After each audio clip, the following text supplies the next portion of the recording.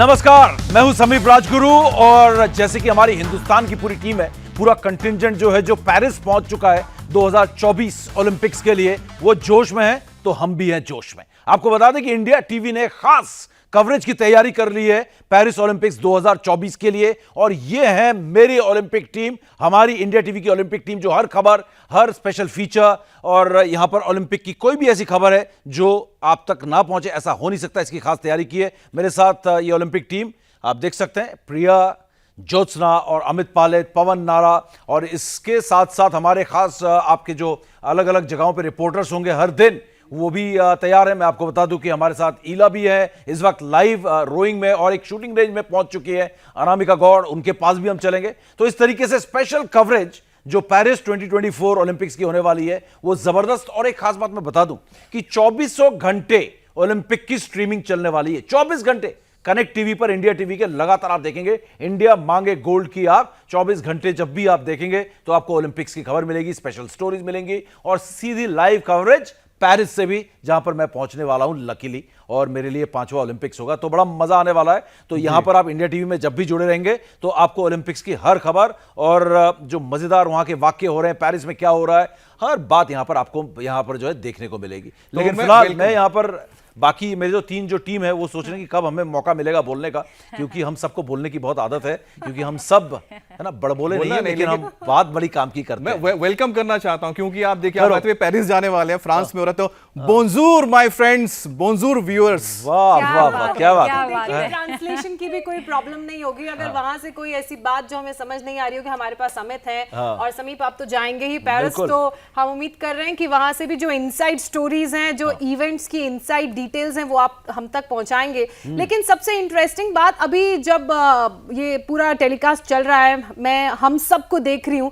मैंने नोटिस किया कि ओलंपिक के रिंग के कलर में हम लोग नजर आ रहे हैं यहाँ। बिल्कुल, और देखिए एक्साइटमेंट इतना ज्यादा बना हुआ है कि हमने अपने आप को ओलंपिक के रंग में ही रंग लिया है समीप, और मुझे तो इंतजार है कि आप जल्दी से पेरिस जाइए और हमें सारे अपडेट्स ग्राउंड जीरो से दीजिए। देखिए क्योंकि अब काउंटडाउन शुरू हो चुका है। बिल्कुल बिल्कुल, लेकिन इस बीच मैं आपको एक और खास इंफॉर्मेशन दे दूं, जो ज्योत्सना, प्रिया और अमित मिस कर गए और मुझे मौका मिल गया है ना, ये होता है चांस पे डांस करना। आपको बता दें कि यहां पर अमित होंगे, पवन नारा, ज्योत्सना और प्रिया लगातार अगले 16 दिन, और मैं कहूंगा इनफैक्ट 20 ही दिन पूरे, ओलंपिक से हम 4 दिन पहले शुरू कर देंगे, तो 20 दिन लगातार ओलंपिक की स्पेशल कवरेज में हमने सोचा कि सिर्फ समीप राजगुरु पेरिस से करेंगे या फिर यहां पे प्रिया सिर्फ खबर देगी या ज्योत्सना अमित, तो मजा नहीं आएगा।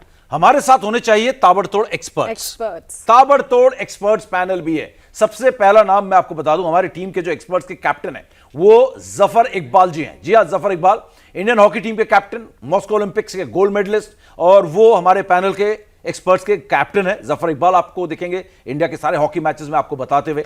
और शूटिंग में हमारे साथ होंगे संजीव राजपूत, जो आपको याद होगा कि लंदन ओलंपिक्स में बड़े एक हल्क मतलब एकदम कहते हैं बाय विस्का, बाय क्लोज जो था, उनका मेडल मिस हो गया था। वर्ल्ड चैंपियन है 50 मीटर राइफल में 2021 में, और इसके अलावा Commonwealth gold medalist Sanjeev Rajput shooting में होंगे। इसके अलावा मधुमिता बिष्ट, जो कि 9 बार लेजेंड नेशनल चैंपियन, 1992 की ओलंपियन मधुमिता बिष्ट, आपको बता दें इंडियन वुमेन्स बैडमिंटन टीम की कोच भी रही हैं। तो और इसके अलावा ओम प्रकाश सिंह होंगे, जो कि इंडिया के डिस्कस थ्रोअर हैं और एशियन चैंपियनशिप में उनका मेडल भी है। तो इस तरीके की जबरदस्त एक्सपर्ट पैनल भी यहां पर होने वाली है और उनसे बात करने का मौका आप लोगों को मिलेगा, मुझे नहीं मिलेगा।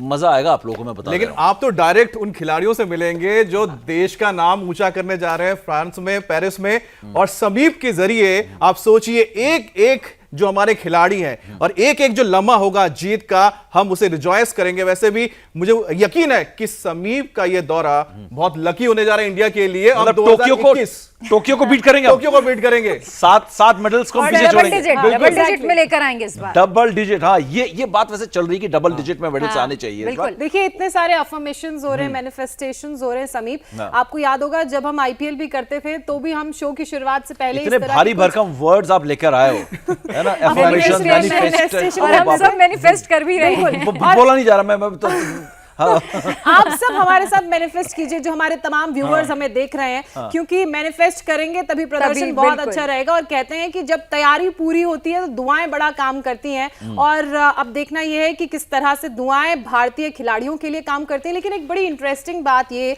कि जो खिलाड़ी 117 खिलाड़ी भारत का प्रतिनिधित्व कर रहे हैं ओलंपिक जैसे इतने बड़े इवेंट में, वो तो पहले से ही खिलाड़ी हैं, वो तो पहले से ही चैंपियन हैं, और इसलिए हमें उनके लिए गर्व महसूस करना चाहिए, उनके लिए प्राउड फील करना चाहिए। जो मेडल आएगा वो तो एड ऑन चीजें हो जाएंगी, चेरी ऑन द केक हो जाएगा। चेरी ऑन द केक अब समीप से हम शुरू करेंगे, क्योंकि तो आज आप ही नहीं, ये जो बात ज्योत्सना ने बोली ना, ये हमारे एक और साथी जो इस शो में आपको दिखेंगे, पवन नारा ने इसी पे एक चीज जोड़ी थी। उन्होंने कहा था कि समय ओलंपिक्स जो होता है वो बाय इनविटेशन नहीं होता, बाय क्वालिफिकेशन होता है। तो आपको इनवाइट नहीं मिलता ओलंपिक्स खेलने के लिए, आपको क्वालिफाई करना पड़ता है। तो ये अपने आप में जो ज्योत्सना ने बात की, अपने आप में एक बहुत बड़ी बात है कि आप ओलंपिक्स खेलने जा रहे हैं, क्वालिफाई कर लिया। बिल्कुल। और हमारा ये जो शो आज शुरू हुआ है, इसका खास मकसद है, और अगले हम हो सकता है कि 2 घंटे में 3 घंटे में लगातार ओलंपिक्स की बात करेंगे, लेकिन इसको अंग्रेजी में कहते हैं कर्टन रेजर। हिंदी का शब्द क्या आप बता सकते हो?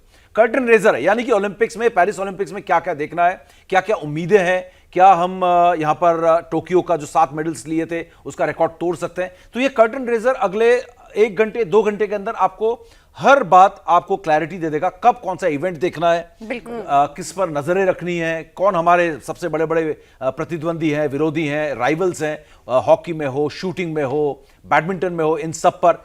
तो ये सारे कर्टन रेजर में आज हम बताएंगे, और उसके बाद ओलंपिक्स जब शुरू होगा तो डेफिनेटली एक्शन शुरू हो जाएगा। तो समीप, आपको डाउट तो करना ही नहीं चाहिए। हाँ, डाउट्स नहीं, बिल्कुल। मतलब 7 नहीं, इस बार हम डबल डिजिट में ला रहे हैं। ये डबल डिजिट के साथ साथ मैं प्रिया बोल दूं, डबल डिजिट तो है, लेकिन साथ साथ देखिए यहाँ पर जो एक बैलेंस है ना, इक्वेशन जो है 2:2 का, भले ही ओलंपिक्स में 47-70 यानी कि 47 महिलाएं हैं और 70 लड़के हैं पुरुष, लेकिन वो 47 जो है हमारी जो महिलाएं हैं एथलीट्स, वो 70 को टक्कर देंगे मेडल्स के मामले में। 70 को टक्कर नहीं, 70 से आगे चल रही हैं। अब वो आपको बताएंगे आगे। क्या बात है, यही हुई ना। 47 70 पर नहीं, वो मैं बता रहा हूं, वो कई हजारों पे भारी पड़ रही हैं। हमारी महिला एथलीटों ने कमाल किया। सबसे भारी। और देखिए, सबसे ज्यादा हरियाणा के अगर एथलीट्स की बात करें, 26 तो खाली हरियाणा के खिलाड़ी। अब सोचिए, हरियाणा से इतने ज्यादा खिलाड़ी, और फिर पंजाब ने भी बराबर टक्कर दी है समीप। बिल्कुल बिल्कुल। आपको जो सबसे अच्छी बात है समीप इन सारे आंकड़ों के बीच में, वो ये कि पिछली बार के ओलंपिक्स को देखकर जो सजेशंस दिए गए थे, चाहे इंटरनेशनल कमेटी की बात की जाए या फिर इंडियन ओलंपिक एसोसिएशन की बात की जाए, वो ये कि खिलाड़ियों की मेंटल हेल्थ पर भी ध्यान देना है। माइकल फिलिप आपको याद होंगे, आपको जिम्नास्ट सिमोना बाइल्स याद होंगी। इनकी तरफ से ये कहा गया था कि मेंटली इनके लिए ये इवेंट्स कितने स्ट्रेसफुल रहते हैं। तो इस बार भारत की जो स्पोर्ट्स मिनिस्ट्री है, अथॉरिटी है, उनकी तरफ से, इंडियन ओलंपिक एसोसिएशन की तरफ से इस बात का बिल्कुल ख्याल रखा गया है कि जो पूरा कॉन्टिजेंट जा रहा है उसके साथ एक मेंटल हेल्थ के लिए विशेषज्ञ जाए, एक स्पेशलिस्ट जाए, ताकि उस हाई प्रेशर परफॉर्मिंग इवेंट में उनकी हेल्प कर सके। बिल्कुल। इस पर और भी ज्यादा हम रोशनी डालेंगे, बात करेंगे। बहुत इंपॉर्टेंट बातें यहां पर हो रही है। कर्टन रेजर है आज का ये शो पेरिस 2024 ओलंपिक्स के लिए। हर मुद्दे पर हम आपको बताएंगे कि क्या क्या होने वाला है, और विश्लेषण भी होगा। लेकिन फिलहाल बता दें कि हमारी टीम, जैसे कि इंडिया टीवी के बारे में मैंने बताया, हमारे रिपोर्टर्स भी अलग अलग जगहों पर पहुंचे हैं, एक्सपर्ट से बात कर रहे हैं। इला है हमारे साथ और अनामिका है। पहले अनामिका के पास चलते हैं, क्योंकि इला अनामिका के पास इसलिए जा रहा हूं, मैं पहले आपको बता देता हूं। लॉजिक है, ओलंपिक लॉजिक है। ओलंपिक लॉजिक ये है कि शूटिंग पहले शुरू हो रहा है, और ओलंपिक पहले शुरू हो रहा है शूटिंग में, और शूटर से पहले मेडल आने की उम्मीद है। तो पहले मैं अनामिका के पास इसलिए जा रहा हूं। अनामिका, आवाज आ रही है आपको? शूटर्स, इंडियन शूटर्स जिनके पास आप हैं, कोच भी आपके साथ हैं, क्या लग रहा है शूटर्स को कमाल करेंगे इस बार? आ रहे हैं मेडल? शूटिंग में हमने मिस किए 2 ओलंपिक्स में मेडल। समीप, देखिए, भारत को पहला गोल्ड मेडल शूटिंग में ही मिला था। 2008 में अभिनव बिंद्रा ने दिलाया था, और इस बार जो है वो 27 लोगों का कंटिंजेंट ओलंपिक्स में गया है। तो सबसे ज्यादा उम्मीद शूटर्स एथलीट से ही रखी गई है। मैं आपको दिखा दूं, इस समय हम मौजूद हैं नोएडा स्टेडियम के मानव रचना शूटिंग रेंज में, जहां पे जो अभी भी एथलीट्स हैं वो प्रैक्टिस कर रहे हैं। हालांकि जो एथलीट ओलंपिक्स में परफॉर्म करेंगे, खेलेंगे, वो अभी अपनी अलग प्रैक्टिस करेंगे, लेकिन वो एथलीट्स हैं जो नेशनल खेल चुके हैं। हमारे साथ मानविंदर सिंह जी भी हैं, जो मानव रचना में एडमिन मैनेजर है। मैं आपसे शुरुआत से जानना चाहूंगी, क्योंकि इस बार सबसे ज्यादा उम्मीद जो शूटिंग एथलीट्स हैं उनसे रखी गई है। कुछ स्टार एथलीट्स भी हैं, मनु भाकर जैसे एथलीट्स हैं। तो शुरू से आप हमें बताइए कि कैसे शुरुआत की जाती है, क्योंकि इसमें 3 रेंज होती है, shotgun, pistol, rifle, 10 metre, 25 metre, 50 metre. तो इस समय अभी हम कहाँ पे मौजूद हैं और क्या इस समय पूरी तैयारी हो रही है? पहले तो आप सबका मानव रचना शूटिंग एकेडमी मानव रचना ग्रुप में आपका स्वागत है। ये मानव रचना की काफ़ी रेंजेस में से एक रेंज है। स्टेट ऑफ द आर्ट आप देख सकते हैं, बच्चे प्रैक्टिस कर रहे हैं, जो हमारे इंस्ट्रूमेंट्स हैं ये स्टेट ऑफ द आर्ट हैं अपना। मानव रचना शुरू से जब हमने स्टार्ट किया था 2017 में सितंबर में, तब से लेके आज तक यही कोशिश है कि हम जितना शूटिंग को अहमियत दे सके, जितना शूटिंग में बच्चों को आगे से आगे ओलंपिक्स तक ले सके, हमारे भारत का नाम रोशन कर सकें, वो हमारे लिए सबसे ज़्यादा इम्पोर्टेंट है। इसी के लिए आप देख सकते हैं बच्चे 10 साल के बच्चे से लेके बच्चे जो यहाँ पे कर रहे हैं, हमारे पास 85 इयर्स के वेटरन्स भी हैं जो प्रैक्टिस करते हैं।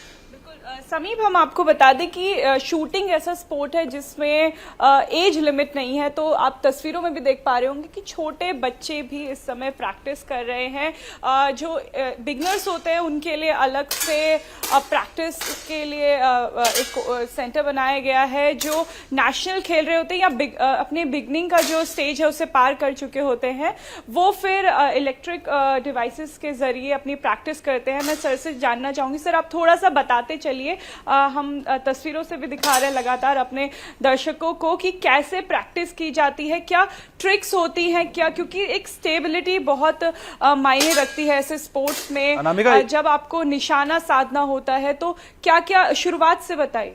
देखिए, ये गेम आप एक चीज भी पूछ लीजिएगा का है, एक्यूरेसी का गेम है। कौन से शूटर हैं जो इन बच्चों के फेवरेट हैं इंडिया? बड़ा बैलेंस बनाने का गेम है जिसमें आप एक बहुत एक्यूरेसी आपको चाहिए होती है। आपका माइंड शांत है, आपके जो हैंड की मूवमेंट्स हैं, आपका जो बॉडी स्टांस है, उनका सारा का एक मिलाप होता है जिसके कारण शूटिंग होती है। बच्चे आप देख सकते हैं, ये 10-10 साल के बच्चे हैं, ये अभी स्टार्टिंग बिगिनर्स हैं, ये सिटिंग में कर रहे हैं। एक स्टेज पे होता है, एडवांस स्टेज होता है, ये इनिशियल स्टेज है। उसके बाद जब तक स्टेट खेलेंगे, ये स्टैंडिंग में बच्चा अगर 5 महीने से कर रहा है, अब इतना कैपेबल हो गया है कि ये स्टैंडिंग में अपना गेम स्टार्ट करे। इट्स मैनुअल कहते हैं। ये जो आप सामने ग्रीन रंग की स्विस मशीन्स देख रहे हैं, ये ओलंपिक स्टैंडर्ड की मशीन्स हैं, जो जिसको डिजिटल भी कहा जाता है, जिसमें मार्जिन ऑफ एरर 0 होता है।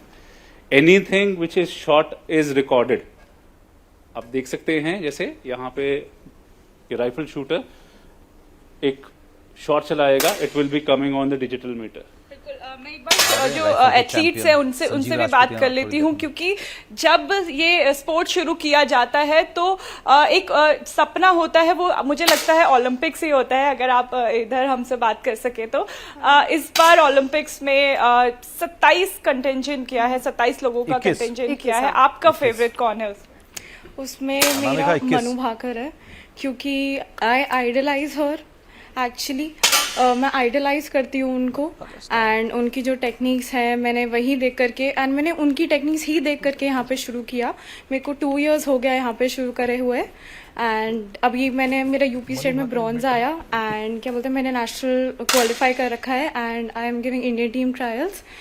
एंड क्या बोलते हैं, मतलब बस मेडल्स आएंगे इंडिया के कि नहीं आएंगे? अनामिका अच्छी शूटर है ये, क्या लग रहा है? मनु भाकर को फॉलो करती हैं तो डेफिनेटली इनको पता है बहुत कुछ शूटिंग के बारे में। वो है कि मैं ओलंपियन बनूं, ओलंपिक मेडलिस्ट बनूं एंड लॉरेंस जीतूं। बिल्कुल। देखिए, उम्मीद तो हम पूरी कर रहे हैं कि मेडल आएगा, और क्योंकि मनु भाकर ने जो है वो पैरामीटर ऊपर कर दिया, एशियन गेम्स में गोल्ड आया है, तो सबसे ज्यादा उम्मीदें उनसे है, निगाहें उन पे है। तो हालांकि प्रेशर भी अब उन पे होगा। बिल्कुल। अनामिका आपके पास लौटेंगे। अनामिका आपके पास लौटेंगे। अनामिका ने आज जब स्टूडियो से बाहर बात हो रही थी, उन्होंने कहा था जब एशियन गेम्स में मेडल लिया था हांगझाओ में, तो उसके बाद अनामिका ने इंटरव्यू भी किया था मनु भाकर का। हाँ, तो हमारे टीम में कोई ऐसे वैसे शूटर्स नहीं है, ऐसे रिपोर्टर्स भी हमारे मनु भाकर ही हैं। शूटिंग करने ही जा रहे हैं। हाँ, चलते हैं सीधा ईला के पास चलते हैं। ईला एक बड़ी खास जगह पे, आपको पता है, बड़ी स्पेशल जगह पे दिख रहा है पीछे कुछ खास, बहुत स्पेशल जगह पे है। पानी दिख रहा है। अब पानी दिख रहा है ना, और मतलब बताओ क्या रोइंग से रिलेटेड खुलासा करो। मिस्ट्री को। हाँ ईला, आप कहां पर हो? और जहां पर आप हो, मुझे ये पता है कि वहां से अभी तक मेडल की उम्मीद हम कर रहे हैं। एशियन गेम्स में हमने अच्छा किया, लेकिन अभी तक ओलंपिक्स में मेडल नहीं आया जहां पर आप हो। बड़ी इंटरेस्टिंग जगह है, जरा मिलवाओ हम सबको भी, हमको दिखाओ, हमारे व्यूअर्स को भी। जी बिल्कुल समीर, इस समय मैं सोनिया विहार वाटर कैंप पे हूँ। यहाँ पर जो है देखिए 10 साल 11 साल से शुरुआत हो जाती है जब बच्चे सीखना शुरू करते हैं और 20 साल तक सीख पाते हैं।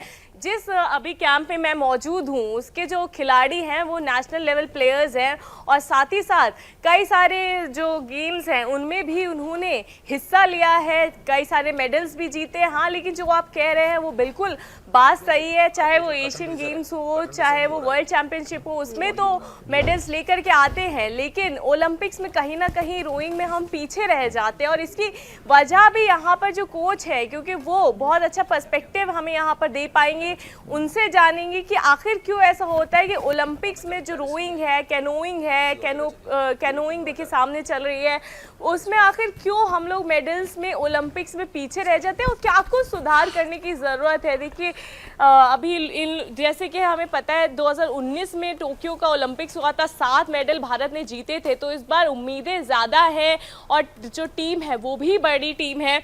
और रोइंग से भी जो है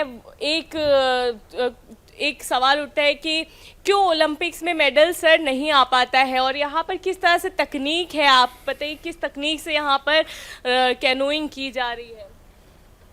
थैंक यू मैडम।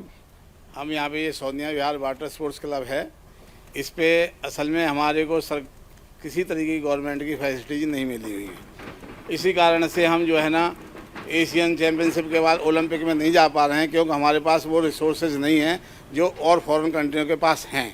तो इसीलिए हमें अधिक से अधिक अगर सपोर्ट मिलती है तो हम ओलंपिक में भी मेडल ला सकते हैं। अभी ये जो कर रहे हैं, एक बार हमारे दर्शकों को समझाइए कि क्या यहाँ पर अभी सिखा रहे हैं आप लोग और कैसे किया जाता है, क्या टेक्निक है, आप बताइए, आप खुद भी खिलाड़ी हैं, आप बताइए। हेलो, मेरा नाम चंदन कुमार है।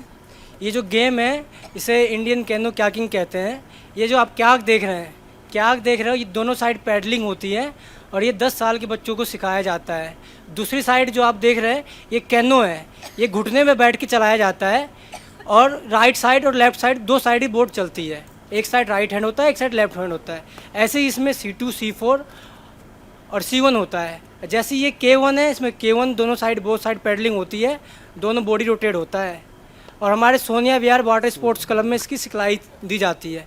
लेकिन हमारे पास कोई भी गवर्नमेंट सपोर्ट ना होने की वजह से बच्चे नेशनल और अंतर्राष्ट्रीय स्तर पर ही मेडल ला के रुक जाते हैं। यही कारण है कि हम ओलंपिक में मेडल नहीं जीत पाते। आप कब से खेल रहे हो? मैं 2012 से ये गेम खेल रहा हूँ और मैं सोनिया विहार वाटर स्पोर्ट्स क्लब में ही आया था। बचपन से मैं यहीं प्रैक्टिस करता था और मैंने प्रैक्टिस करने के बाद मैंने junior national, senior national, all India university और नेशनल सीनियर में मेरा गोल्ड मेडल है और मैं 2018 में SSB में भर्ती हुआ हूँ, जो सशस्त्र सीमा। ओलंपिक्स में जाने का सपना है? ओलंपिक में हम जाने का सपना तो है, लेकिन पैसे मैम सबसे बड़ी बात यह है कि हम इक्विपमेंट जो होता है वो पैसों से ही आता है और पैसे यहाँ की सरकार कुछ हमारी हेल्प नहीं करती है। तो जितना ही हमारी गवर्नमेंट सपोर्ट करती है, जो थोड़ा बहुत जो भी हमारी सोसाइटी है, सोनिया विहार वाटर स्पोर्ट्स क्लब सपोर्ट करती है मैम, इससे हम सिर्फ राष्ट्रीय और अंतर्राष्ट्रीय स्तर पर मेडल जीत पाते हैं और ओलंपिक हम आगे नहीं बढ़ पाते हैं। तो देखिए ये बहुत बड़ा यहाँ पर क्वेश्चन उठा रहे हैं, क्योंकि ये जो आप देख रहे हैं सामने कैनोपी हो और चाहे कयाक हो, ये जो है ये इक्विपमेंट्स बहुत ही ज़्यादा महंगे आते हैं। तो ऐसे में ये जो खिलाड़ी हैं इनको यही उम्मीदें होती हैं स्टेट राज्य सरकार से, साथ ही साथ केंद्र सरकार से कि उनको मदद मिले, क्योंकि काफ़ी महंगे इक्विपमेंट्स आते हैं। सामने जो बोटें हैं वो भारत की है और इनकी लाइफ स्टाइल भी बहुत ही कम होता है। ऐसे में इनको बाहर से ये बोटें मंगवानी पड़ती हैं और इसलिए क्योंकि अंतर्राष्ट्रीय स्तर का ये गेम है, इसमें अगर मेडल्स लाने तो उस हिसाब से इसको प्रमोट भी करना चाहिए प्रशासन को, यही यहाँ पर ये कह रहे हैं। और साथ ही में 10-12 साल से ही शुरू कर देते हैं यहाँ पर सीखना रोइंग, और सिंगल, डबल या फिर 4 लोगों की एक टीम होती है जो ये स्पोर्ट्स कर रही होती है। तो हमने देखा है इस वजह से कहीं ना कहीं पीछे रह जाता है इस प्रतिस्पर्धा में भारत। बिल्कुल बिल्कुल, हम आपके पास दोबारा आएंगे और इला इनसे पूछेंगे कि ओलंपिक्स में कौन सी टीम्स है जिनको ये देखेंगे, कौन से ऐसे रोइंग के टीम्स हैं। आपने बड़ी जबरदस्त एक अलग तरीके का एक लोकेशन हम हमेशा देखते हैं इंडिया के पॉपुलर स्पोर्ट्स की हम बात करते हैं, लेकिन इंडिया टीवी में हम रोइंग में भी गए हैं, जहां पर हमने देखा कि किस तरीके से हम स्ट्रगल करते हैं। लेकिन एशियन लेवल पे खासकर सर्विसेज आर्मी के या फिर नेवी के जो रोअर्स हैं वो बहुत अच्छा करते हैं, लेकिन बाहर आर्मी के हम देखते हैं, चाहे वो इक्वेस्ट्रियन हो यानी कि घुड़सवारी वाली बातें हो, बॉक्सिंग हो या कुछ ऐसी कुछ स्पोर्ट्स है जहां पर आर्मी के सपोर्ट होते हैं तो वो आते हैं, नहीं तो वरना वहां से स्पोर्ट्समैन नहीं निकलते। लेकिन फिलहाल हम बात कर रहे हैं पेरिस 2024 की, तो ज्यादा उम्मीद तो नहीं कर सकते हम यहाँ पर रोइंग से, जहां पर ईला पहुंची है, यहाँ से तो मेडल नहीं आएगा, सरकार हेल्प करेगी तो आएगा। समीप, एक बात बहुत अच्छी है कि जब आप इस दिशा में कदम उठाते हैं, या अब चूंकि ये रोइंग की जो परेशानियां हैं, जो चैलेंजेस है वो उठकर सामने आ रहे हैं, तो सरकार का उस तरफ ध्यान जाएगा और इन चीजों पर भी काम होगी। एक वो वक्त था जब एथलेटिक्स में बहुत अच्छा प्रदर्शन नहीं था या दूसरे स्पोर्ट्स में नहीं था, लेकिन जैसे जैसे मेडल्स आने शुरू हुए, जैसे जैसे हमने देखा कि सरकार की तरफ से मदद मिलनी शुरू हुई। बिल्कुल, लीजिए स्कीम्स भी प्रिया, देखिए बताइए इंडिया के मेडल्स, बताइए कितने खूबसूरत मेडल्स आए, कौन कौन से मेडल है, रंग पहचानिए, बताइए क्या है। ब्रॉन्ज है, सिल्वर है, गोल्ड है और कितने गोल्ड है बताइए? गोल्ड मेडल्स हैं, 10 गोल्ड मेडल्स, सिल्वर है, 16 ब्रॉन्ज मेडल्स हैं। ये मेडल्स मतलब कितनी शान से जब लगते हैं ना, और जब भारत का तिरंगा फहराता है तो यकीनन हर किसी का जो सिर है वो गर्व से उठ जाते। देखिए और भारत ये 26th टाइम यानी कि भारत 26वीं बार ये पार्टिसिपेट कर रहा है ओलंपिक में। ये मेन पॉइंट है। पेरिस 2024 में हम क्या करेंगे ओलंपिक्स में? अब तक तो इतिहास बता रहा है कि हमारा इतिहास अच्छा है और पिछले कुछ ओलंपिक्स से हमारा इतिहास सुधरा है, खासकर 1996 से, खासकर जब लिएंडर पेस ने पहला मेडल लिया था, उसके बाद कर्णम मल्लेश्वरी ने, उसके बाद राज्यवर्धन ने, और फिर 2008 जो था हमारे लिए अब तक का सबसे बेहतरीन ओलंपिक्स। वो गेम चेंजर था, दिशा बदली। वहां पर आपके अभिनव बिंद्रा ने इंडिविजुअल गोल्ड लिया, सुशील ने, विजेंदर ने। 2012 में भी प्रदर्शन बहुत अच्छा था, 6 मेडल्स थे। लेकिन जो 2008 जो था ना, वो गेम चेंजर, वो गेम चेंजर था। 2008 कॉन्फिडेंस भी बूस्ट हुआ कि हम गोल्ड जीत सकते हैं। अच्छा, इसमें एक और नाम मैं लेना चाहता हूं। 25 समर ओलंपिक में हिस्सा लिया, ये लगातार हम ग्राफिक्स भी चला रहे हैं ताकि जो हिस्ट्री है, जो इतिहास है भारतीय खेलों का, वो भी सबके सामने आ सके। और इस बार बहुत बड़ी टीम जा रही है, सबसे ज्यादा 7 मेडल टोक्यो ओलंपिक 2020 में, इसीलिए उम्मीद भी हमें इसीलिए ज्यादा है कि मेडल्स ज्यादा आएंगे। बिल्कुल, और हॉकी की बात करना बड़ा जरूरी हो जाता है इन सारी चीजों हाँ, हॉकी ने तो ये जो गोल्ड है 10, हाँ। वो तो पूरा कंट्रीब्यूशन तो हॉकी का ही है उसमें, 90%। और कहते हैं कि और उस हॉकी के गोल्ड में से एक जो कैप्टन थे जिस टीम के, वो हमारे एक्सपर्ट अभी पैनल में अभी जुड़ने वाले हैं, जफर साहब, जफर इकबाल जी। बिल्कुल, तो मतलब लेजेंड। और लंबे वक्त से हम उनको टीवी पर देखते हुए आ रहे हैं, ओलंपिक में खास तौर पे हमेशा वो नजर आते हैं और अच्छा लगता है। देखिए कि एक वो वक्त भी था जब भारत ने मतलब हॉकी के क्षेत्र में पूरे दुनिया पर दबदबा लेकर, इस बार होगा कि नहीं देखना होगा। इस बार ब्रॉन्ज लेकर आए हो, हॉकी में आप ब्रॉन्ज मेडल था, इस बार आप का जो ग्रुप है हॉकी में वो बड़ा टफ ग्रुप है। आप बेल्जियम के साथ खेल रहे हो, आपसे ऊपर रैंक्ड है, पिछले बार की गोल्ड मेडलिस्ट है। आप ऑस्ट्रेलिया से खेल रहे हैं और आप अर्जेंटीना से खेल रहे हैं, और आप आयरलैंड भी जो टीम है, मैं हॉकी के कुछ प्लेयर से बात कर रहा था, कोचेस से बात कर रहा था, जफर भाई से बात करेंगे जब वो आएंगे, वो बोल रहे थे आयरलैंड भी ऐसी टीम है कि अनप्रेडिक्टेबल है, छोटी टीम है, किसी भी दिन उलटफेर कर देती है, तो उनके खिलाफ भी आप थोड़े से हल्का पड़े तो वो भी थैंक यू कर देंगे आपका। तो वो टीम्स ग्रुप ऑफ डेथ है हमारा हॉकी में इस बार, बिल्कुल ग्रुप ऑफ डेथ है। लेकिन भारतीय कुछ ट्रिविया जो पढ़ ले, ट्रिविया जो आ रहे हैं जो दर्शकों के सामने हैं। आईओए ने पीवी सिंधु और शरद कमल ओलंपिक में 117 भारतीय खिलाड़ियों का दल करेगा शिरकत। ये तो है पीवी सिंधु, शरद कमल आपका ध्वजवाहक होंगे। अच्छा, पहले जैसे चल रहा था कि लेकिन एथलीट्स का जो ग्रुप है सबसे बड़ा है 29, उसको लीड कर रहे हैं नीरज चोपड़ा जी, नीरज चोपड़ा। लेकिन सबसे इंपॉर्टेंट है किशोर जेना, जिसके बारे में बात करनी चाहिए। किशोर जेना गोल्डन बॉय नीरज चोपड़ा। हम एक के बाद एक अगर हम सिलसिलेवार तरीके से चलें तो चलिए पेरिस से शुरू करते हैं। 24 में आते हैं, कर्टन रेजर है। कर्टन रेजर की बात की जाए, आपको बता दें कि अनामिका नोएडा के एक बहुत ही जाने माने शूटिंग रेंज में इस वक्त मौजूद है, उनके साथ कोचेस हैं, बच्चे उनके पास भी चलेंगे। ईरा रोइंग में है और बड़ा दिलचस्प है कि रोइंग में खुद इतना, आज तक रोइंग में मैं खुद नहीं गया हूं, इतने सालों से कर रहा हूं। ईला वहां पर पहुंची है और जानने की कोशिश कर रही है कि क्यों हम रोइंग जैसे स्पोर्ट में ऊपर नहीं आ रहे जबकि एशियन लेवल पे कर रहे हैं। लेकिन अब बात करते हैं 2024 के कर्टन रेजर। शुरुआत करते हैं शूटिंग से। अभी एक बड़े शूटर आने भी वाले हैं, वर्ल्ड चैंपियन संजीव राजपूत, उनसे भी बात करेंगे। टीम भी कितने मेडल लग रहे हैं शूटिंग में आप लोगों को? 21 देखिए टोटल है, 21 खिलाड़ी जा रहे हैं। तो मैं मानता हूं कि 21 के 21 में से अगर हमें 12 भी मिले तो जबरदस्त रहेगा। नहीं, थोड़ा प्रैक्टिकल हो जाओ। सब अपने अपने नंबर्स बताते हैं। मैं 12 के साथ चलते हैं। 12 कितना दे रही हैं? कितने? 12। अमित मालिक ने कहा कि 12 वो शूटर्स को प्रेशर हो जाएगा सुन के अभी यहाँ से। आप कितने देंगे? देखिए थोड़ा सा रीजनेबल होना पड़ेगा। मनु भाकर से तो उम्मीद है ही, जैसा कि आपने भी बताया था समीप, तीन इवेंट्स में वो पार्टिसिपेट कर रही हैं। 10 मीटर एयर राइफल, 25 मीटर, इसके अलावा मिक्स्ड इवेंट्स में भी वो हैं, तो उनसे कम से कम 2 मेडल की हम उम्मीद कर सकते हैं। मैं आपसे जब बात कर रही थी अभी, जब हम नीचे इस पूरे शो को लेकर चर्चा कर रहे थे, तो आपने बात कही कि इस बार वो पिछली बार की ओलंपिक से अलग फॉर्म में है, बहुत ही फोकस्ड हैं और बहुत ही उनके अंदर इस बात को लेकर कसक होगी कि जो पिछली हार थी उस हार का बदला मैं इस बार पूरा करूं। बिल्कुल। तो कम से कम 2 मेडल की उनसे उम्मीद कर सकते हैं। उसके अलावा जो बाकी 19 खिलाड़ी हैं, 2 और मेडल उनसे एक्सपेक्ट कर रही हूं मैं, 4 एक्सपेक्ट कर रही हूं मैं, बहुत रीजनेबल नंबर दे रही हूं। मैं प्रेडिक्ट कर रही हूं, मेरे तरफ से 8 गोल्डन नंबर है ये, 8 शूटिंग में 8 मेडल। बिल्कुल। वाह, मजा आ जाएगा। 12 और मैं 8। मतलब मुझे पेरिस में सोने को नहीं मिलेगा, मगर मैं अगर मैं आलसी रिपोर्टर हूं तो मैं बोलूंगा एक भी मेडल ना मिले। आप क्योंकि पेरिस के ट्रिप पे जा रहे हैं तो सोने की बरसात होनी चाहिए। बिल्कुल। लेकिन सोना नहीं है, सोना आना चाहिए। रिपोर्टिंग में मजा इतना तभी आता है जब मेडल आता है। नहीं बिल्कुल। तो लेकिन शूटिंग में मुझे लगता है समीप, आप तो इतने सालों से कवर करने लगा था, शूटिंग एक ऐसा मुझे लगता है कि रहा इंडिया आप कह सकते हैं मेन इवेंट रहा है जिसमें से हमने उम्मीद जितनी की उससे ज्यादा ही मिला। आपको शूटिंग ने ही वो बूस्ट दिया। एग्जैक्टली। मॉडर्न इसमें एक नाम जोड़ना चाहता हूं, वो है राज्यवर्धन सिंह राठौड़ का। बिल्कुल। भले ही वो पॉलिटिक्स में आए हो, लेकिन सेना में गए, लेकिन उन्होंने भारत के लिए ग्रीस में सिल्वर मेडल जीता था। और उस साल मुझे लगता है कि हमारे पास और कोई मेडल नहीं था, वो एक मेडल था जिसने हमें बहुत संतुष्टि दी थी, और शायद उसी में ही लिएंडर पेस को भी मिला था ब्रॉन्ज। लिएंडर पेस 1996 में अटलांटा ओलंपिक्स में थे वो। तो उसके बाद कर्नम आई, ब्रॉन्ज लिया उन्होंने सिडनी में, और उसके बाद यहां पर। लेकिन आपने जो बात की राज्यवर्धन सिंह राठौर की, डेफिनेटली उन्होंने कॉन्फिडेंस दिया, और जिस स्वैग के साथ, जो कहते हैं ना स्वैग, बिल्कुल वो थोड़ा विवियन रिचर्ड्स टाइप स्वैग था उनका, जिस तरीके से उन्होंने शूट किया, सिल्वर मेडल लिया था, वो कॉन्फिडेंस जरूर दिया, मजा आता है देखने में। और अभिनव बिंद्रा बहुत फेवरेट थे, वो नहीं ले पाए। लेकिन शूटिंग क्या है ना, अभी हमारे साथ वर्ल्ड चैंपियन शूटर आने वाला है, राइफल शूटर संजीव राजपूत आने वाले, वो इस बार और रोशनी डालेंगे। जो मुझे समझ में आया, शूटिंग जो है ना बड़ा टच एंड गो है।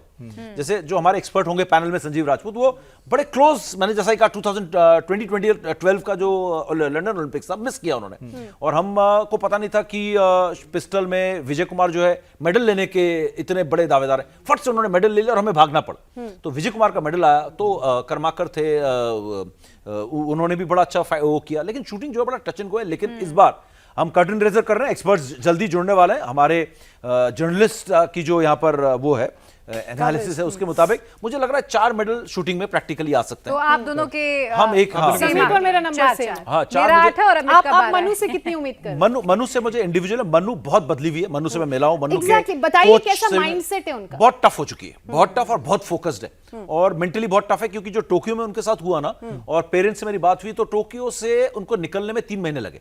और जब पेरेंट्स टोक्यो से आने के बाद उसके ब्रदर ने बताते हैं कि केरला का वेकेशन प्लान किया और उसको केरला लेके गए। 25 दिन केरला में रही और मनु भाकर ने एक बार मुस्कुराया भी नहीं। तो उसकी मम्मी उसको पानी स्प्लैशेस मार रहे हैं, समुद्र में स्विमिंग कर रहे हैं, बोले वो हंसी नहीं, मुस्कुराई नहीं वो। मतलब तो लेकिन वहां से वो निकल कर आई है। कहना चाह रहे हैं, सॉरी मैं आपको बीच में इंटरप्ट कर रही हूँ, कि प्लेयर के लिए अपनी हार से निकलना इसलिए भी ज्यादा जरूरी है कि वो डिप्रेशन में ना चला जाए, फिर वो आगे कैसे परफॉर्म करेगा। नहीं क्या सॉरी, मेरे प्लेयर के लिए अपनी पिछली जो भी एक्सपेक्टेशंस हैं, खासकर जो ओलंपियंस की हम बात करें, वो अपना स्टैंडर्ड इतना हाई गोल्ड स्टैंडर्ड रखते हैं, और अगर वो स्टैंडर्ड मैच नहीं हो पाता है तो कई बार ऐसी स्थिति हो जाती है कि आप वो एक लूप में चले जाते हैं, डिप्रेशन के लूप में। इसलिए उन्हें उस लूप से निकाल के दोबारा अच्छे से प्रिपेयर कराना बहुत जरूरी है। बिल्कुल लूप में अगर अपने बन जाओ तब क्या करें। आपसे मुझे एक बात पूछनी है, जैसे अमित पालित ने बॉडी बनाई है, उस लूप में फंस गए हैं, देखो कितना जबरदस्त बॉडी बनाई है। मुझे लग रहा है इनको तो ओलंपिक्स भी भेजा जा सकता है। तो यहाँ क्या कौन से लूप की बात कर रहे हैं? स्पोर्ट्स की नहीं, स्पोर्ट्स तो एक है जिस पर मुझे लगता है कि यार भारतीय की नजर रहेगी, और हो सकता है उम्मीद से ज्यादा मिले, वो है एथलेटिक्स में हम जाते हैं, क्योंकि सभी सबसे बड़ा कंटिजेंट है इसमें। लेकिन इसमें 2 प्लेयर ना बहुत, लेकिन शूटिंग हम कर्टन रेजर कर रहे हैं, तो शूटिंग की अगर बात करें, शूटिंग से शुरू करते हैं, उसके बाद हॉकी में चलेंगे, क्योंकि ब्रॉन्ज मेडलिस्ट है, और शूटिंग में आपके 2 ओलंपिक से मेडल नहीं आए, और शूटिंग आपको जो है ना फाउंडेशन बना के देता है मेडल, बिल्कुल, और वहां से कॉन्फिडेंस आता है। मैंने देखा, क्योंकि ये मेरा 4था ओलंपिक्स है, और टोटल में ऑफिस से मैं 7वां ओलंपिक्स है जो एक्टिवली मैं एज जर्नलिस्ट कवर कर चुका हूं। तो ये 4था ओलंपिक्स है, मैंने देखा है जब एक मेडल मिल जाता है ना शुरुआत में, जैसे मीराबाई चानू ने आपको मेडल दिला दिया पिछली बार, फर्स्ट डे 1 आपको मेडल दिला दिया, तो उसके बाद अचानक से मोमेंटम नहीं, चलिए माहौल ही बदल जाता है। उसके बाद आपको लगने लगता है कि वी बिलोंग, हम यहाँ आए, हम मतलब ऐसे नहीं कि हम रिप्रेजेंट करने आए हैं, नाम लिखवाने नहीं आए, मेडल जीतने आए, जो मनप्रीत ने हॉकी के कैप्टन ने भी कहा है। तो ये फीलिंग आ जाती है मेडल आने से। तो शूटिंग वो कर रहा था पिछले 3-4 ओलंपिक से, तो वो चीज है। मुझे लगता है शूटिंग में मनु भाकर से मुझे लग रहा है 2 मेडल। मिक्स्ड में आप देखिए सौरभ चौधरी के साथ वो थी और बड़ी क्लोज आई। अगर उनकी पिस्टल नहीं खराब होती, लिवर उनका खराब नहीं होता, 20-22 मिनट खराब हो गए पूरा, और एज क्वालिफाई किया था उन्होंने फाइनल में एज नंबर 1, और वहां से आप 7वें नंबर पर फिनिश कर जाते हो फाइनल में, क्योंकि पूरा अपसेट हो गया था। तो लेकिन मनु भाकर मेंटली बहुत स्ट्रांग है, मनु ने बहुत तैयारी की है और फोकस्ड है। तो उनको मुझे लग रहा है कि 10 मीटर, 25 मीटर और मिक्स तीनों में उनके एक्सपेक्टेशंस हैं मुझे। और उसके अलावा जो सिफत कौर कामरा है, वो वर्ल्ड रिकॉर्ड बना के जा रही है, वो भी बहुत हॉट फेवरेट है। इसके अलावा अगर बात करें, सिर्फ 19 साल की है लेकिन कुछ कह नहीं सकते, क्लोज वो हो सकता है, जैसे ईशा सिंह की बात करें या रिदम सांगवान की बात करें, ये दोनों, और अंजुम मौदगिल को भी बहुत एक्सपीरियंस है। कमाल की बात देखिए, सारे लड़कियों के नाम लिए मैंने, तो कमाल की बात है कि आपने इतने सारे नाम लिए, मुझे लग रहा है कि शायद हो सकता है मैंने जो आंकड़ा दिया पूरा ना हो जाए। 12 मेडल का, 12 मेडल तो, लेकिन रोज आपको 22 शूटिंग ऐसी चीज है कि रोज आपको सतर्क करना पड़ता है एज ए रिपोर्टर कि क्या चल रहा है, क्या चल रहा है, अरे ये तो पहुंच गया, अरे ये हो गया, अरे मतलब सरप्राइजेस बहुत है। एकदम जो हॉट फेवरेट है मालूम चला 8वें में फिनिश कर रहा है, इतना क्योंकि मिलीमीटर्स का गेम है, मिलीमीटर्स ना 9.9, 9.8, 10.1, 10 मतलब सेकंड्स में आप वो मिलीमीटर का डिफरेंस। हाँ, अगर गेम उसमें बदल करें, जाता है। हाँ, अगर उसकी बात करें 100th ऑफ सेकंड्स की तरह, जैसे पीटी उषा 84 में हार गई थी, वो बराबर में फिनिश किया, वो फोटो फिनिश में 25 बार देखने तो के बाद अगला शनिवार पता पड़ा कि पीटी उषा नंबर 4 27 तारीख को पहला इवेंट भी हो जाएगा, जैसे ओलंपिक की शुरुआत होगी 27 तारीख को पहला शूटिंग का इवेंट भी है। शूटिंग तो 24 से पहले से शुरू हो रहा है। नहीं, शूटिंग 27 से शुरू हो रहा है, 27 से शुरू हो रहा 27 से शुरू हो है, रहा है। और 10 metre air rifle mixed team qualification का होगा। आपको पहला फाइनल आपको मिल जाएगा, मनु भाकर का 10 मीटर एयर पिस्टल है, वो है 28 तारीख को, 28 तारीख को मेरे जी। ख्याल से 1-1.5 बजे का टाइम है वो, मैं जो देख रहा था। और ये यहाँ पर जो है मुझे लग रहा है शूटिंग आपको अच्छा स्टार्ट नहीं देगा ना, तो आपके लिए मेडल्स में प्रॉब्लम होगी। Shooting is very important. हम कर्टन रेजर कर रहे हैं, एक्सपर्ट्स भी जुड़ने वाले, मैं आपको बता दूं। तो शूटिंग जो है एक ऐसा वो है इवेंट है जिसकी अच्छी स्टार्ट होनी चाहिए। लेकिन चलिए, शूटिंग के बाद हम हॉकी में जाएं और दूसरे एथलेटिक्स में जाएं। शूटिंग में और भी हम बात करेंगे, हम एक्सपर्ट भी जुड़ने वाले हैं। मैं आपको भारत के एक स्पेशल रिपोर्ट दिखा देते हैं। हम यहाँ पर इस स्पेशल शो में, मैं नहीं, हम, वी आर द मतलब strength team, we are the team, है ना। तो मैं आपको एक वो दिखाता हूँ रिपोर्ट। मैं नहीं, फिर मैंने बोल दिया मैं, अरे आपका मैं, हमने, हम नहीं, हम बोल, हम सब मिलकर आपको एक रिपोर्ट दिखाते हैं जिसमें दिखाते हैं कि भारत का ओलंपिक इतिहास कैसा रहा है अब तक का। ओलंपिक्स का इतिहास काफी पुराना है और भारत का भी ओलंपिक्स में इतिहास काफी पुराना है। मॉडर्न ओलंपिक्स सबसे पहली बार साल 1896 में ग्रीस के एथेंस शहर में खेला गया था, लेकिन तब भारत ने खेल के इस महाकुंभ में हिस्सा नहीं लिया था। भारत के लिए सबसे सफल ओलंपिक टोक्यो में साल 2020 में रहा, जिसमें भारत ने अब तक के अपने सबसे ज्यादा 7 पदक जीते थे। कैसा रहा है भारत का ओलंपिक्स में प्रदर्शन, चलिए आपको बताते हैं। भारत का ओलंपिक इतिहास 1900 में पेरिस खेलों से शुरू हुआ, जिसमें नॉर्मन प्रिचर्ड ने हिस्सा लिया था। नॉर्मन प्रिचर्ड एक ब्रिटिशर थे, लेकिन उनका जन्म 23 जून 1875 को ब्रिटिश इंडिया के बंगाल प्रेसिडेंसी में कलकत्ता में हुआ था। प्रिचर्ड एक एथलीट थे। नॉर्मन प्रिचर्ड ने पेरिस ओलंपिक साल 1900 में 200 मीटर हर्डल रेस 200 मीटर में भाग लिया था, लेकिन भारत ने अपनी पहली ऑफिशियल टीम साल 1920 ओलंपिक में भेजी थी। तब सिर्फ 5 एथलीट ही भारत का प्रतिनिधित्व कर रहे थे। भारत ने अपना पहला ओलंपिक पदक साल 1900 में पेरिस ओलंपिक में जीता था। उस समय नॉर्मन प्रिचर्ड ने 2 रजत पदक जीते थे, एक 200 मीटर की हर्डल रेस में और दूसरा 200 मीटर रेस में। लेकिन आधिकारिक तौर पर एम्स्टर्डम ओलंपिक 1928 में भारत अपना पहला पदक और खास तौर पर गोल्ड मेडल जीतने में कामयाब रहा। ये भारतीय हॉकी टीम ही थी जिसने भारत को उसका पहला पदक दिलाया था, जो एक गोल्ड मेडल था। इस टीम की कमान ध्यानचंद के पास थी। मैच के दौरान उन्होंने कोई गोल नहीं खाया, सिर्फ गोल किए। इसके बाद भारत ने 1932 और 1936 में भी हॉकी में स्वर्ण पदक जीते। पेरिस ओलंपिक्स 1900 से लेकर टोक्यो ओलंपिक 2020 तक भारत ने अब तक 25 समर ओलंपिक में हिस्सा लिया है। तब से अब तक ऑफिशियल और अनऑफिशियल तौर पर कुल 1218 भारतीय एथलीट्स हिस्सा ले चुके हैं। टोक्यो ओलंपिक 2020 तक भारत ने 35 पदक जीते हैं, जिसमें 10 गोल्ड, 9 सिल्वर और 16 ब्रोंज मेडल शामिल हैं। इन 25 ओलंपिक खेलों में भारत ने सबसे ज्यादा 7 मेडल टोक्यो ओलंपिक 2020 में जीते हैं। इसके साथ ही भारतीय हॉकी ने ओलंपिक में सफलता का परचम लहराया है। हॉकी टीम ने भारत के लिए सबसे ज्यादा 12 मेडल जीते हैं। 2008 में अभिनव बिंद्रा ने इतिहास रचते हुए ओलंपिक खेलों में गोल्ड जीता था। वो भारत की ओर से इंडिविजुअल गेम्स में गोल्ड पाने वाले पहले खिलाड़ी बने थे।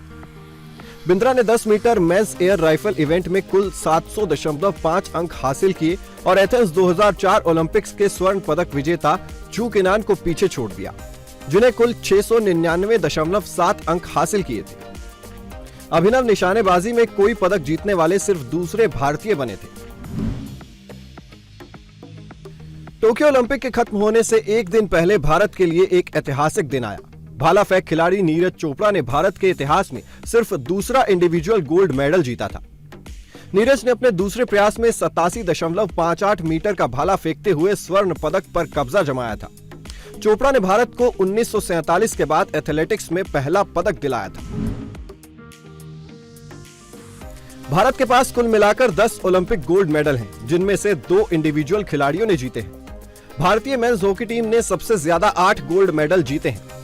दिलचस्प बात यह है कि भारतीय हॉकी टीम ने 1928 से 1956 के बीच ओलंपिक में लगातार 6 गोल्ड जीते हैं। इनके अलावा 1964 और 1980 में सीजन में भारत ने हॉकी में 2 और गोल्ड अपने नाम किए थे।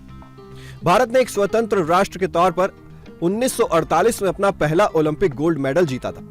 भारतीय हॉकी टीम ने फाइनल में ग्रेट ब्रिटेन को 4-0 से हराकर गोल्ड पर कब्जा किया था। ओलंपिक के इतिहास में भारत के लिए अभी तक सिर्फ पीवी सिंधु ने ही 2 मेडल जीते हैं। पीवी सिंधु ने रियो ओलंपिक 2016 में सिल्वर मेडल जीता था और उसके बाद टोक्यो में ब्रॉन्ज मेडल अपने नाम किया था। खेल के इस महाकुंभ में भारत ने दुनिया भर में अपना नाम रोशन किया है और उम्मीद है कि भारतीय एथलीट्स आगे भी भारत के तिरंगे का मान रखेंगे। देखते रहिए इंडिया टीवी।